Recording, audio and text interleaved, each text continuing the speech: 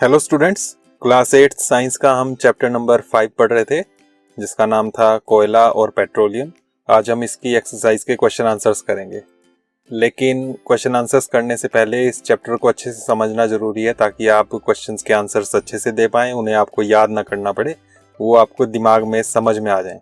तो उसके लिए मैंने आपको लास्ट वीडियो में ये चैप्टर समझाया था। अगर आपने वो वीडियो नहीं देखी है तो यहाँ पर आई बटन आ रहा है, इस पर आप क्लिक करके उस वीडियो को देख सकते हैं। तो चलिए अभी क्वेश्चन आंसर स्टार्ट करते हैं। यहाँ फर्स्ट क्वेश्चन है, सीएनजी और एलपीजी का ईंधन के रूप में उपयोग करने के क्या लाभ हैं। सीएनजी का उपयोग वाहनों में होता है, एलपीजी का रसोई घर में होता है ईंधन के रूप में। तो इसके क्या फायदे हैं वो आपको पूछा हुआ है। तो आंसर क्या बनेगा, सीएनजी और एलपीजी का ईंधन के रूप में उपयोग करने के लाभ। ये क्वेश्चन में से आ गया। अब इसके 3 लाभ यहाँ पर हम दे रहे हैं। फर्स्ट, ये अन्य ईंधनों से कम प्रदूषणकारी हैं, इनसे प्रदूषण नहीं होता है, बहुत कम प्रदूषण होता है। ये अन्य ईंधनों से अधिक ऊर्जा देते हैं। दूसरे जो ईंधन है पेट्रोल, डीजल या कोयला या लकड़ी, उनसे अधिक ऊर्जा देते हैं। इनकी आपूर्ति पाइपलाइनों के माध्यम से सरलता से की जा सकती है, और सिलेंडर तो मिलते ही हैं, साथ ही बहुत जगह पर इसकी पाइपलाइनों के माध्यम से भी आपूर्ति की जाती है, पाइपलाइनों के माध्यम से सप्लाई होती है। तो इसलिए सप्लाई करना आसान है, ऊर्जा ज़्यादा दे रहे हैं और प्रदूषण बहुत कम हो रहा है, ना के बराबर। इसलिए हम इसका ईंधन के रूप में उपयोग करें तो ज़्यादा फायदेमंद रहता है। तो ये इसका आंसर बनेगा। सेकंड क्वेश्चन है, पेट्रोलियम का कौन सा उत्पाद सड़क निर्माण हेतु उपयोग में लाया जाता है। पेट्रोलियम से बहुत से उत्पाद निकलते हैं। परिष्करणी जो होती है, रिफाइनरी, वहाँ पर पेट्रोलियम के अलग अलग पदार्थों को अलग अलग किया जाता है। तो उसमें से एक पदार्थ है गाढ़ा काले रंग का, जिसका इस्तेमाल सड़क निर्माण में होता है। वो कौन सा पदार्थ है, उसका आंसर बनेगा पेट्रोलियम उत्पाद बिटुमेन सड़क निर्माण हेतु उपयोग में लाया जाता है। तो ये बिटुमेन है वो पदार्थ। थर्ड क्वेश्चन है, वर्णन कीजिए मृत वनस्पति से कोयला किस प्रकार बनता है। यह प्रक्रम क्या कहलाता है। 2 क्वेश्चन है यहाँ, कोयला कैसे बनता है वो भी बताना है, और इस प्रक्रम को हम क्या कहते हैं वो भी बताना है। तो आंसर बनेगा, लगभग 300 मिलियन वर्ष पूर्व पृथ्वी पर निचले जलीय क्षेत्रों में घने वन थे। बाढ़ जैसे प्राकृतिक प्रक्रमों के कारण ये वन मृदा के नीचे दब गए। उनके ऊपर अधिक मृदा जम जाने के कारण वे संपीड़ित हो गए। जैसे जैसे वे गहरे होते गए उनका ताप भी बढ़ता गया। उच्च दाब और ताप पर पृथ्वी के भीतर मृत पेड़ पौधे धीरे धीरे कोयले में परिवर्तित हो गए। तो ये पूरा का पूरा बुक में आपकी, वहीं से ये आंसर लिया है। तो 300 मिलियन वर्ष पूर्व जमीन के अंदर दब गए जो घने वन थे बाढ़ वगैरह के कारण, और दबने के बाद वो और नीचे गहरे में चलते गए। उस वजह से उनके ऊपर दाब बढ़ता गया, और जितना गहराई में जाए उतना ही ताप भी बढ़ता जाता है, गर्मी बढ़ती जाती है। तो उससे फिर ये धीरे धीरे कोयले में परिवर्तित हो गए। साथ में पूछा था ये प्रक्रम क्या कहलाता है, तो लास्ट में हम लिखेंगे यह प्रक्रम कार्बनीकरण कहलाता है, क्योंकि ये जो कोयला है इसमें कार्बन होता है ज्यादातर, तो इसलिए इस प्रक्रम को, इस प्रोसेस को हम कार्बनीकरण कहते हैं। फोर्थ क्वेश्चन है, रिक्त स्थानों की पूर्ति कीजिए। इसमें फर्स्ट है, डैश तथा डैश जीवाश्म ईंधन है। तो जीवाश्म ईंधन कौन से है। जीवाश्म मतलब जीवों के अवशेषों से जो बने, मरे पेड़ पौधे या जीव जंतुओं से पुराने टाइम में जो दब गए, उनके शरीर से, मृत शरीर से जो ईंधन बनता है उसे हम जीवाश्म ईंधन कहते हैं। तो कौन से हैं वो आपको यहाँ बताना है। तो चैप्टर का नाम ही था कोयला और पेट्रोलियम, तो वही आप यहाँ लिख सकते हैं, कोयला तथा पेट्रोलियम जीवाश्म ईंधन है। ख है, पेट्रोलियम के विभिन्न संघटकों को पृथक करने का प्रक्रम डैश कहलाता है। तो पेट्रोलियम के जो अलग अलग पार्ट्स हैं उनको अलग करना, पेट्रोल, डीजल, पैराफिन वैक्स जो मोम होती है वो, पेट्रोलियम जेली, उसमें से पेट्रोलियम गैस, मिट्टी का तेल, बिटुमेन, जितने भी ये सारी की सारी चीजें हैं, इनको अलग करने के प्रक्रम को क्या कहते हैं, परिष्करण। तो यहाँ पर आ गई परिष्करण। ग है, वाहनों के लिए सबसे कम प्रदूषक ईंधन डैश है। वाहनों के लिए सबसे कम प्रदूषक ईंधन अभी हमने फर्स्ट क्वेश्चन में किया, सीएनजी है, कंप्रेस्ड नेचुरल गैस कहते हैं उसे, तो वो हम लिखेंगे सीएनजी। हिंदी में उसे कहेंगे संपीड़ित प्राकृतिक गैस। संपीड़ित प्राकृतिक गैस, इंग्लिश में कंप्रेस्ड नेचुरल गैस, वहां से आया ये सीएनजी। तो ये सबसे कम प्रदूषक ईंधन है वाहनों के लिए। क्वेश्चन नंबर 5, निम्नलिखित कथनों के सामने सत्य या असत्य लिखिए। तो सत्य असत्य बताना है। इसमें फर्स्ट है, जीवाश्म ईंधन प्रयोगशाला में बनाए जा सकते हैं। तो जीवाश्म ईंधन प्रयोगशाला में बनाए जा सकते हैं कि नहीं। तो नहीं बन सकते, वो तो उनको लाखों साल लगे हैं उनको बनने में, तो ये असत्य हो गया। ख है पेट्रोल की अपेक्षा सीएनजी अधिक प्रदूषक ईंधन है। अभी हमने फिल इन द ब्लैंक्स में देखा रिक्त स्थान में कि सीएनजी सबसे कम प्रदूषक ईंधन है, तो यहाँ पर तो उल्टा लिखा कि पेट्रोल की अपेक्षा सीएनजी अधिक प्रदूषक ईंधन है, तो ये भी असत्य हो गया। ग है कोक कार्बन का लगभग शुद्ध रूप है। हमने कार्बन के अलग अलग रूप देखे थे और उसमें हमने बात की थी कि कोक जो है ये कार्बन का लगभग शुद्ध रूप है, इसलिए ये सत्य हो गया। इसके बाद नेक्स्ट है कोलतार विभिन्न पदार्थों का मिश्रण है। कोलतार विभिन्न पदार्थों का मिश्रण है, तो ये सही है, ये कोई शुद्ध रूप नहीं है, ये इसमें अलग अलग पदार्थ होते हैं, तो इसलिए ये सत्य हो गया। उसके बाद लास्ट पार्ट है इसका, मिट्टी का तेल एक जीवाश्म ईंधन नहीं है। तो मिट्टी का तेल भी पेट्रोलियम में से मिलता है, पेट्रोलियम जीवाश्म ईंधन है, तो मिट्टी का तेल भी जीवाश्म ईंधन हुआ, तो इन्होंने लिखा है नहीं है, ये असत्य है। तो इस तरह से आप इसके सत्य असत्य करेंगे। 6th क्वेश्चन है समझाइए जीवाश्म ईंधन समाप्त होने वाले प्राकृतिक संसाधन क्यों हैं। जीवाश्म ईंधन को हम कहते हैं कि वो समाप्त हो जाएंगे, क्यों समाप्त हो जाएंगे, तो इसका आंसर बनेगा जीवाश्म ईंधन बनने में लाखों वर्ष का समय लगता है। पहली बात तो यह है कि इसको बनने में लाखों वर्ष का समय लगता है, ये किसी प्रयोगशाला में नहीं बन सकते कि अभी हम बना लें इनको। दूसरी ओर इनके ज्ञात भंडार कुछ 100 वर्ष और चलने वाले हैं। जमीन के अंदर से निकलता है, तो जहां जहां से निकलता है वो धीरे धीरे इस्तेमाल हो रहा है और खत्म हो रहा है, तो वो कुछ 100 वर्ष में खत्म हो जाएंगे, इसलिए जीवाश्म ईंधन समाप्त होने वाले प्राकृतिक संसाधन है। तो 2 पॉइंट्स आपने याद रखने हैं कि लाखों वर्ष का टाइम लगता है बनने में, और इनके जो भंडार हैं जहां से ये निकलते हैं वो कुछ 100 वर्ष में खत्म हो जाएंगे, तो इसलिए जीवाश्म ईंधन समाप्त होने वाले प्राकृतिक संसाधन है। 7th क्वेश्चन है कोक के अभिलक्षणों और उपयोगों का वर्णन कीजिए। तो कोक के क्या अभिलक्षण है, गुण क्या है उसके, और उसका उपयोग क्या है, वो भी आपने बताना है। तो सबसे पहले अभिलक्षण क्या है, कोक एक कठोर, सरंध्र और काला पदार्थ है। कठोर पदार्थ है, सरंध्र है, उसमें रंध्र होते हैं, छेद होते हैं, छोटे छोटे छिद्र होते हैं, और काले रंग का पदार्थ है। यह कार्बन का लगभग शुद्ध रूप है, तो ये कार्बन नहीं होता है इसमें लगभग, तो ये शुद्ध रूप में कार्बन कह सकते हैं, वो कोक है। ये इसके अभिलक्षण हो गए। और उपयोग, कोक का उपयोग इस्पात के औद्योगिक निर्माण और बहुत से धातुओं के निष्कर्षण में किया जाता है। तो इस्पात, स्टील जो बनता है, उसका औद्योगिक निर्माण जो है वो कोक उसमें इस्तेमाल होता है, और साथ में बहुत से धातुओं के निष्कर्षण में किया जाता है। जमीन के अंदर से जो खनिज निकलते हैं उसमें से धातुओं को अलग करने के लिए कोक का इस्तेमाल होता है, तो ये इसका आंसर बन गया। 8th क्वेश्चन है पेट्रोलियम निर्माण के प्रक्रम को समझाइए। तो जैसे कोयला कैसे बनता है वो पूछा था, वैसे यहाँ पर पूछा है पेट्रोलियम कैसे बनता है, तो उसका आंसर भी लगभग उसी तरह से बनेगा कि पेट्रोलियम का निर्माण समुद्र में रहने वाले जीवों से हुआ। वो पेड़ पौधों से हुआ था कोयले का, यहाँ पर जीवों से हुआ, समुद्र में रहने वाले। तो ये फर्स्ट लाइन आई, पेट्रोलियम का निर्माण समुद्र में रहने वाले जीवों से हुआ। जब ये जीव मृत हुए, इनके शरीर समुद्र के पेंदे में जाकर जम गए और फिर रेत तथा मिट्टी की तहों द्वारा ढक गए।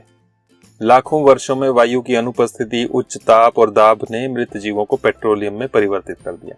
बाकी सारा वही हुआ, बस वहां पर पेड़ पौधे थे वो जमीन के नीचे दब गए। यहाँ पर जीव जो रहते थे समुद्र के अंदर, वो जब मृत हो गए तो उनके शरीर समुद्र के नीचे तलहटी में पेंदे में जाकर जम गए, उनके ऊपर रेत और मिट्टी की तहें चलती गई, उससे वो ढक गए और जमीन के अंदर और गहराई में चलते गए।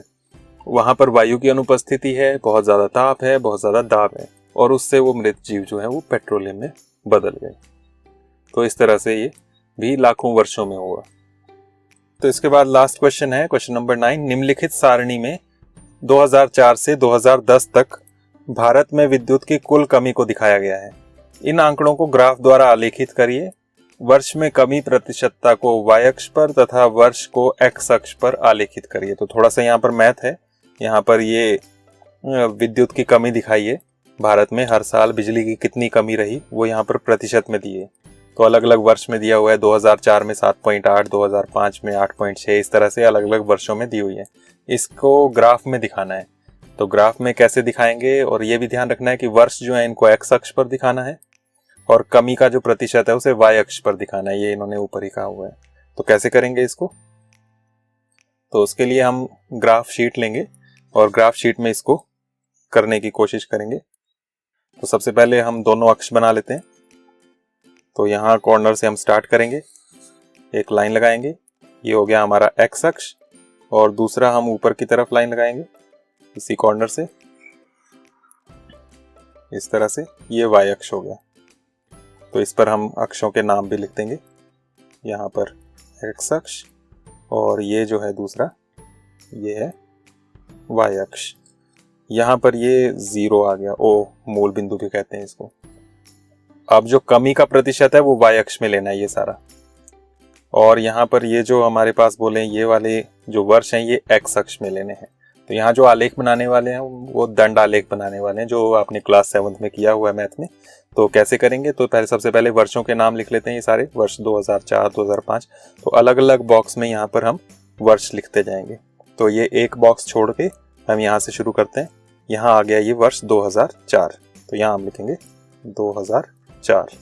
उसके बाद एक बॉक्स छोड़कर फिर नेक्स्ट में आ गया ये 2005, फिर एक छोड़कर 2006, फिर 2007, 2008, एक एक छोड़ रहे हैं हम और ये लिखते जा रहे हैं 2009, और यहाँ ये 2010। ये क्या लिखे हमने यहाँ पर, ये वर्ष लिखे, तो यहाँ पर हम लिख लेंगे वर्ष, आगे की तरफ एरो लगा देंगे, ये वर्ष हो गए। इसी तरह से ये जो y अक्ष है इस पर हमने ये कमी का जो प्रतिशत है ये दिखाना है। तो आप देख रहे हैं ये 11.2 आ रहा है इसमें मैक्सिमम, इससे ज़्यादा कोई नहीं है। तो यहाँ पर हम हर बॉक्स को एक एक मान लेके कर सकते हैं इसको। तो 1 2 3 4 इस तरह से आप लिख सकते हैं। तो यहाँ हमारे पास ये आ गया पहला 1, फिर उसके बाद ये 2 3 4 5 6 7 8 9 10 11 और यहाँ 12 आ जाएगा। तो सभी लिखने हो तो सभी लिख सकते हैं, या एक एक छोड़कर भी, ये 1, ये आ गया 2, फिर ये 3 हो गया, ये आ गया 4। तो थोड़ा साफ रखने के लिए हम इस तरह से भी कर सकते हैं, 6 8 फिर ये 10 और ये 12। बीच में जो है ये भी हैं, ये 1 है, ये 3 है, ये 5 है, 7 है। सब लिखें तो थोड़ा सा खिचड़ी बन जाती है, तो इसलिए इस तरह से करेंगे तो ज़्यादा अच्छा रहेगा। और इसमें आप साइड में लिख भी लेंगे यहाँ पर ये क्या चीज़ है। तो यहाँ लिखेंगे हम कमी प्रतिशत और आगे की तरफ एरो लगा देंगे। तो इस तरह से ये हमारे पास कमी प्रतिशत आ गई इस तरफ। अब हमने दंडालेख बनाते जाना है, हर एक रीडिंग देखनी है यहाँ पर कितनी कितनी है और उसके हिसाब से करते जाना है। तो अब सबसे पहले अगर हम देखें यहाँ पर, तो सबसे पहले 2004 में है 7.8। अब ये देखना 7.8 कहाँ है, तो 2004 ये है, यहाँ इसमें हमने एक आयत बनाना है और वो कहाँ तक जाएगा वो आपने ध्यान रखना है। तो यहाँ से हम शुरू कर रहे हैं, इस तरह से ये आयत ऊपर चलेगा, लेकिन कितना ऊपर जाएगा वो 7.8। तो यहाँ आ रहा है ये 7, ये 6 था, ये 7 है, 7.8 कहाँ होगा वो आपने देखना है। तो 7 आ रहा है, उसके बाद जो बीच में छोटे बॉक्स आ रहे हैं उनको आपने गिनना है, 8 करने हैं। यहाँ आ रहा है ये 7.5, फिर 6 7 8, तो ये यहाँ तक आ जाएगा इस तरह से। तो ये 7.8 तक हमारा बन गया। उसके बाद नेक्स्ट है 2005, इसमें है 8.6। तो 8.6 कहाँ बनेगा वो आप देखो, 2005 से शुरू करेंगे यहाँ पर नीचे और इसको हम लेकर जाएंगे 8.6 तक। तो यहाँ पर है ये 8, अब उसके बाद 6 छोटे वाले देखने हैं, तो ये 8.5 यहाँ पर आ गया और उसके बाद एक बॉक्स ऊपर ले लेंगे, तो ये हो जाएगा हमारा 8.6। तो इस तरह से आपका 8.6 तक ही चलेगा। नेक्स्ट है 2006 में 9, तो ये 9 पूरा है, इसको तो आप आसानी से कर लेंगे। 2006 में यहाँ से 9 तक जाएगा, ये 8 और उसके ऊपर एक बॉक्स और, ये है यहाँ पर 9। तो इस तरह से ये बन गया। 2007 में हमारे पास है 9.5, ये भी आसानी से आप बना सकते हैं। तो 2007 यहाँ पर है, हर एक बॉक्स छोड़कर बीच में एक हम छोड़ रहे हैं और उसके बाद ये शुरू कर रहे हैं और ये हमारा 9 तक जाना है, 9.5 तक। तो 9.5 कहाँ है, ये है 9, 9.5 इसके ऊपर आधा यहाँ पर बनेगा, ये 5 छोटे बॉक्स लेकर। तो यहाँ तक आप इसको बना लेंगे। उसके बाद 2008, इसमें है 9.9। 9.9 मतलब 10 से एक छोटा खाना छोड़कर। तो 2008 में यहाँ से शुरू करते हैं हम और ये है 9, ये है 10, 10 से एक पीछे, तो 10 से एक बॉक्स पीछे तक हम इस तरह से इसको बना लेंगे। उसके बाद 11.2 है 2009 का, 11.2 बनाना है। तो यहाँ से 2009 में से स्टार्ट करेंगे हम नीचे से, और 11.2, तो ये 10 था, यहाँ तक 10 है, ये 11, उसके बाद 2 लेने छोटे खाने, 11.1 और ये 11.2। तो इस तरह से आपने इसको कर लेना है। 2010 में देखें तो ये है पूरा का पूरा 10, तो ये भी बहुत सिंपल हो जाएगा। 2010 में यहाँ से शुरू करेंगे 2010 के ऊपर, और इसको ले जाएंगे हम 10 तक, तो ये 9 है और उसके ऊपर ये है हमारे पास 10, ये बन गया। तो यहाँ पर इस तरह से आपको ग्राफ बनाने के लिए कहा था, वो ग्राफ हमारे पास बनकर तैयार है। तो ये ग्राफ आपने इस तरह से समझकर बनाना है। इसमें आप यहाँ पर ट्रेंड देख सकते हैं कि बिजली की कमी जो पड़ रही है हर साल, वो क्या हो रहा है, वो कमी का प्रतिशत बढ़ता जा रहा है, और ज़्यादा कमी पड़ती जा रही है 2009 तक। उसके बाद ये थोड़ा सा कम हो रहा है, 2010 में थोड़ा कम कमी हुई। तो इस तरह से आपने इसको करना है, और यहाँ पर ये एक्सरसाइज के क्वेश्चन आंसर्स खत्म होते हैं। इनको आप अच्छे से नोट करें फेयर नोटबुक में, और इस वीडियो को लाइक, शेयर और सब्सक्राइब भी ज़रूर करें। Thank you. नेक्स्ट वीडियो में हम नेक्स्ट चैप्टर करेंगे। Thank you.